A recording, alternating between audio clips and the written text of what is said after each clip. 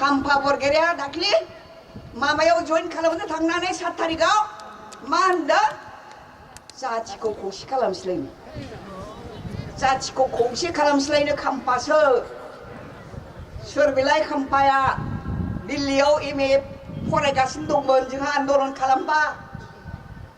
लामा ससेयाव हनै हाबबाय बिसोरजों लेखा गोरों नालाय लानानै फैबाय चन्दन मोना लानानै फैबाय दाना दुगा गावनि लेखा रोंनायखौ लानानै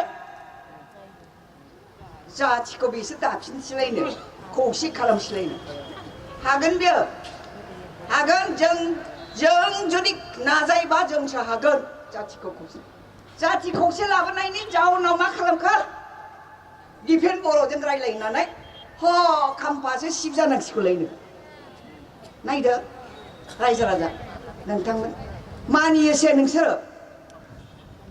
मानियोबा सोरबा मानियोबा खाम्फाखौ सिब बानायनायाव मानिग्रा दं माखौ थिखांनाय गोबारै बुं ओरैजायलाय दिफेन बर'नि रायलायनायाव खाम्फायासो सिब डिपुटि सिबा सोर लरेन्स रोनगोरा आरो जोंनि रायजो राजा जोंलाय मा पार्टि खालामग्रासो रायजो राजाबो मानिया MP इलेक्शनाव होनदों ओइ बायद' खाम्फा बरगेरि दिले हारिब होननानै हारसाफ्रा होमबा बबे स्टेटासनि मानसि बिलाय बबे स्टेटासनि मानसि खाम्फा बरगेरिया केन्डिडेट बेखौ होननाय लोगो लोगो बायद' हारिब होनखाबाय जेनबायबो बे मा साननानै UPPL आव हाबैदों हनै जोंना हाबैनाया फैफिनबाय आरो दंबावो लिडारफोर हाबफैग्रा दंबावोसो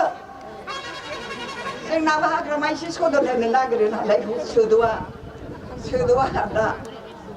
सदन होदों दा BSU होननानै थांबाय सोरबा पार्टिनिफ्राय थांबाय फैसा मोनगोन होननानै फैसाथ' मोनाखिसै दानिया फैफिननो लाइन लागासिनोसो सोथ'वा देरहासारखौ बुंबाय आं हनै बेबो सोथ'वा थाथोंसै बिसोरो বিশ্বাসঘাতক খালামदों নালায় তেওঁলোকে মানে আমাৰ দলক বিশ্বাসঘাত কৰি পেলাই UPPL যিসকলে গৈছিল তেওঁলোকে অনুতাপ কৰি পেলাই আমাৰ দলত আকৌ যোগদান কৰিবৰ কাৰণে তেওঁলোকে লাইন লগাই আছে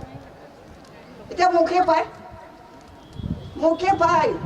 ফৌজতে পায় মোক जाम्बि मानु नालाय जाम्बि नालाय आंखौ थाब मोनो आंजों रायलायनो नागिरो आंहाबो बिपदाव गोग्लैयो एखमबा ओइ लिडारफोरजों रायलायाबा सुजा होननानै नोंसोरो प्राइमारि लेभेलाव रायलायग्रो ब्लक लेभेलाव रायलायग्रो होननानै बुंहरबाय आं जोंना BSUनि थांग्रा दं इयुथनि थांग्रा दं थांनानै दाना सदना मोनहैबाय मान सनमानबो गैया बे पार्टियाव दिनै खाम्फा थांनानै मा आसा खालामनो हागौ